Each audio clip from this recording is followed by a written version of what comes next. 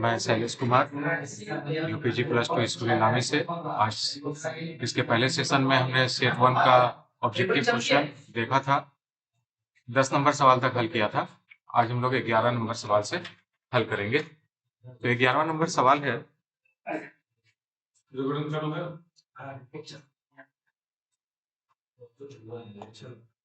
11वां number मेरा सवाल है कि द्विघात समीकरण ax² + bx + c बराबर 0 के मूल वास्तविक नहीं होगा। कब नहीं होगा?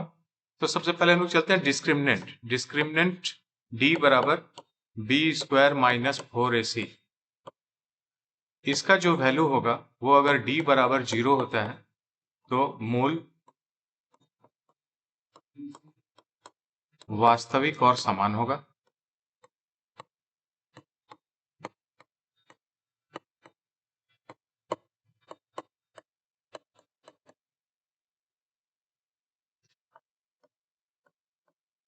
यदि d ग्रेटर देन 0 होगा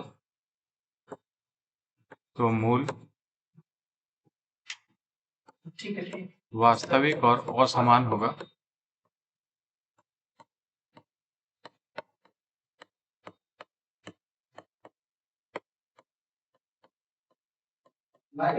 और तीसरा केस होता है कि d का मान 0 से कम होता है, तो इसमें हम लोग लिखते हैं मूल काल्पनिक होगा।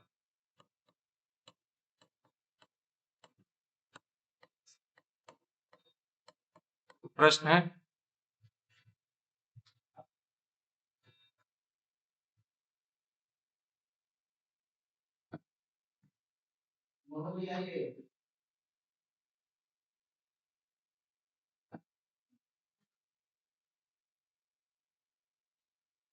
है, कि द्विघात समीकरण ax² + bx + c के मूल वास्तविक नहीं होगा। तो मूल वास्तविक कब नहीं होगा?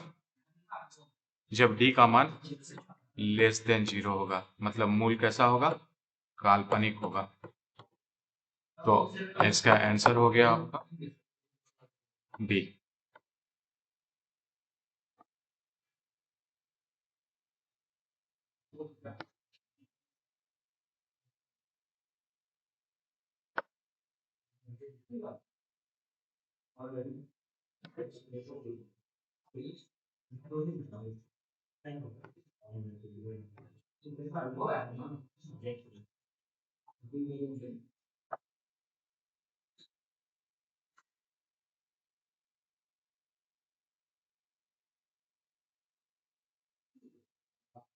बारह नंबर प्रश्न है,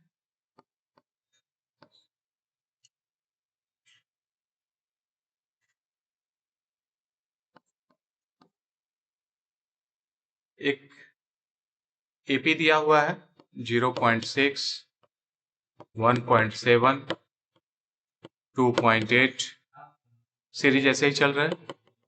बोल रहा प्रथम पद क्या होगा? इसका प्रथम पद क्या होगा और सर्वांतर क्या होगा? सर्वांतर क्या होगा? तो सर्वांतर को हम लोग डी बोलते हैं। ये A1 हो गया, ये प्रथम पद हो गया ए। तो प्रथम जहां से शुरू होता है सीरीज वही हो गया प्रथम पद। तो प्रथम पद ए बराबर हो गया 0.6। और डी के लिए क्या करते हैं? ये दूसरा में से पहला को घटाते हैं।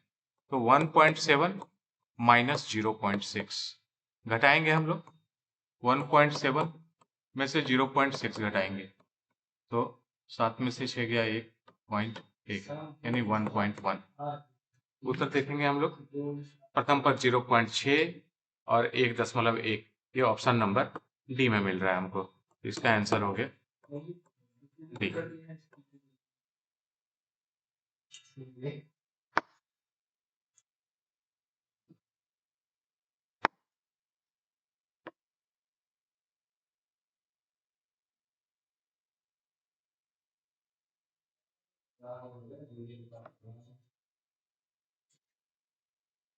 13 नंबर क्वेश्चन है,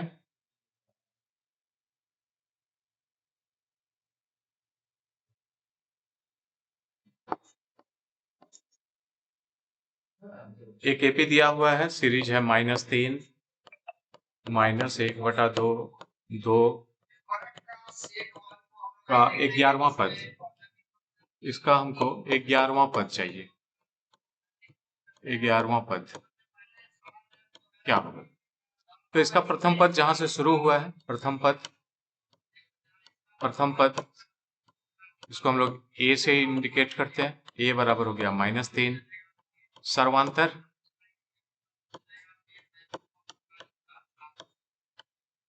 मतलब डिफरेंस डी, तो दूसरा में से पहला को घटा दिए, A2 - A1 बराबर, तो -1/2 में से घटाएंगे माइनस और -3, तो हो जाएगा -1/2 + 3, तो ये हो गया -1 + 2 दिया 6/2 यानी 5/2। अब हम 11वां पद, तो nवां पद का फॉर्मूला है हमारे पास, nवां पद बराबर होता है a + n - 1 × d। तो 11वां पद क्या हो जाएगा? 11वां पद हो जाएगा a + 11 - 1 × d, यानी a + 10d। हमेशा ये ध्यान रखेंगे कि जो पद बोलेगा जितना, उससे एक घटा के लेना है हमको। तो a का वैल्यू कितना है? a का वैल्यू है -3, तो -3 + 10 गुना 5/2, यानी हो गया -3 + 50/2। या यहाँ काट दें हम लोग, 2 पंचे 10, तो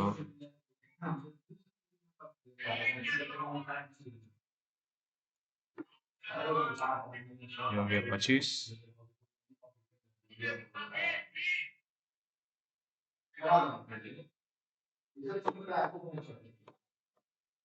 25 में से 3 घट गया 22, तो 11वां पद आ गया मेरा 22, जो कि ऑप्शन में मेरा बी, यानी आंसर हो गया बी।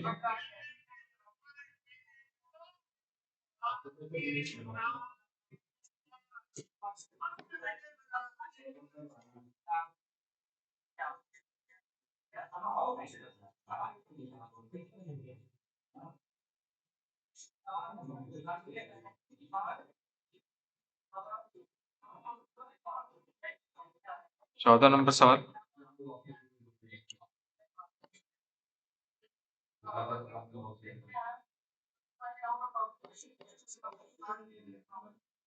बिंदु XY के मूल बिंदु से दूरी, तो मूल बिंदु का निर्देशांक क्या होता है? मूल बिंदु मतलब हो गया 0 मूल बिंदु मतलब 0 0, इसका निर्देशांक होता है, मूल बिंदु का निर्देशांक है ये 0 0। दिया गया बिंदु क्या है?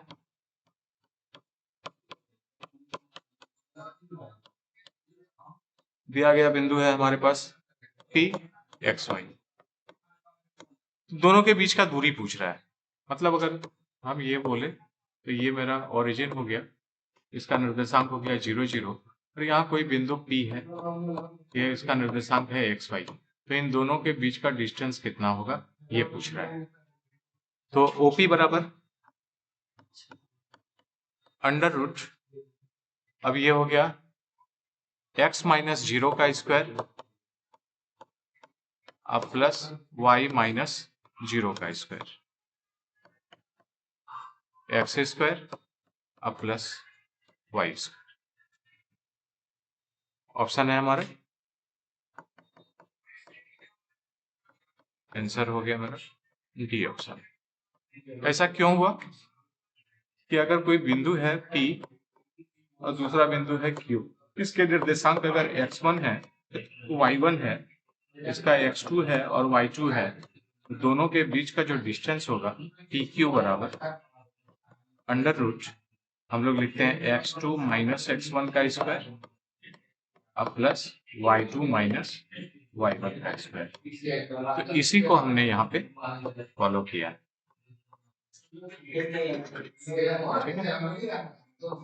यही फॉर्मूला हमने यहाँ फॉलो, देख लेंगे।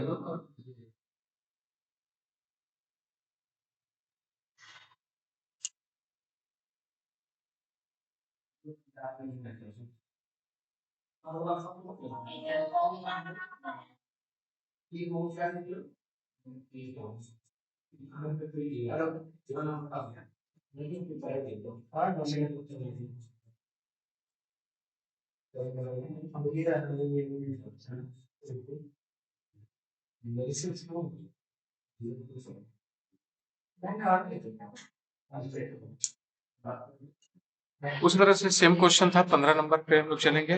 15 नंबर क्वेश्चन है हमारा,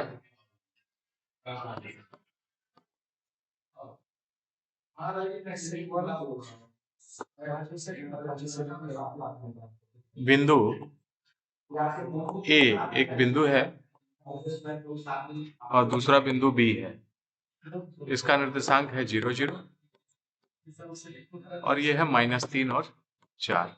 इन दोनों के बीच की दूरी, तो इन दोनों के बीच की दूरी ए बी, तो ए बी बराबर हो जाएगा √-3 - 0 का स्क्वायर +4 - 0 का स्क्वायर, √-3 का स्क्वायर +4 का स्क्वायर। ये हो गया 9 और +4 चौके 16। ये हो गया √25 यानी 5 मात्रक। जो भी हो वो हम लोग मात्रक लिख देंगे इसका, इकाई। तो ऑप्शन नंबर हो गया ए।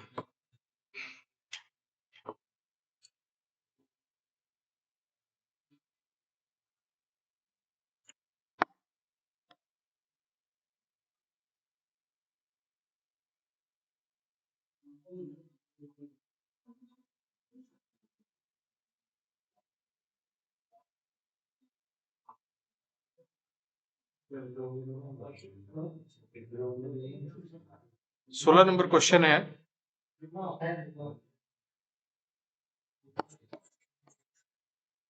समरूप त्रिभुजों की संगत भुजाएं। समरूप त्रिभुज मतलब दो त्रिभुज हो गया, रूप जिनका बराबर होगा। समरूप त्रिभुज की संगत भुजाएं, ये ABC हो गया,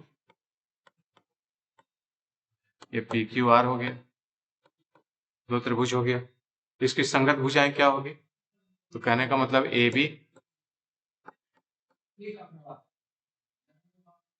समानुपाती हो जाएगा AB/PQ, उसी तरह से AC/PR बराबर BC/QR, समानुपाती हो जाएगा। आंसर हो गया बी।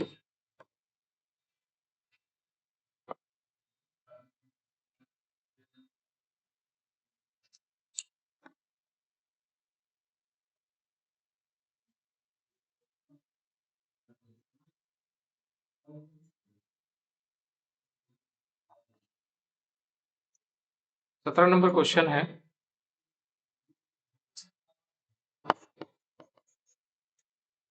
त्रिभुज ABC तथा PQR के लिए कथन सत्य है। दो डायग्राम दिया गया है आपको, दो त्रिभुज का डायग्राम दिया गया है, ABC, ये दिया है 80 डिग्री, ये दिया है 60 डिग्री, ये दिया है 40 डिग्री। उसी तरह से दूसरा त्रिभुज है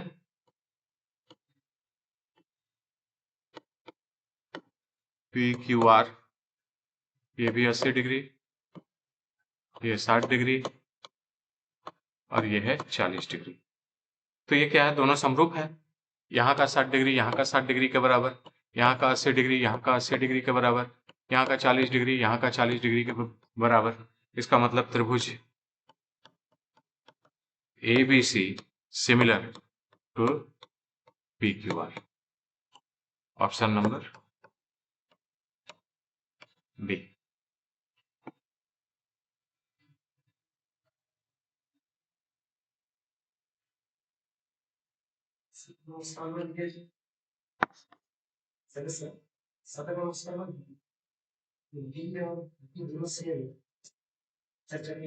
बी और डी,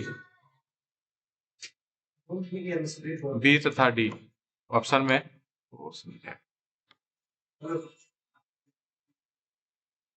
इस क्वेश्चन में मिस्टेक है, बी और डी में दोनों एक ही ऑप्शन दिया हुआ है।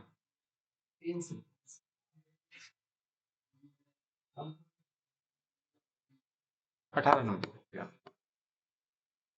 बोल रहा है एक त्रिभुज है, त्रिभुज ए बी सी में एक त्रिभुज दिया हुआ है ए बी सी। इस त्रिभुज में डीई समांतर है बीसी। बीसी के समानांतर एक रेखा है डीई। डीई ड्रॉ कर लिए। डीई समानांतर है बीसी। अब एई का वैल्यू दिया हुआ है, एई बराबर दिया हुआ है 3, ईसी बराबर ईसी बराबर दिया है 4। तो एडी बाई डीबी पूछ रहा है, तो एडी बाई डीबी बराबर हो जाएगा एई बाई ईसी। और इसका वैल्यू हमको दिया हुआ है, एई का मान 3 दिया है और ये 4 दिया है, और एडी और डीबी का अनुपात पूछ रहा है, रेशियो पूछ रहा है। तो ऑप्शन में आपका आ गया पहला नंबर।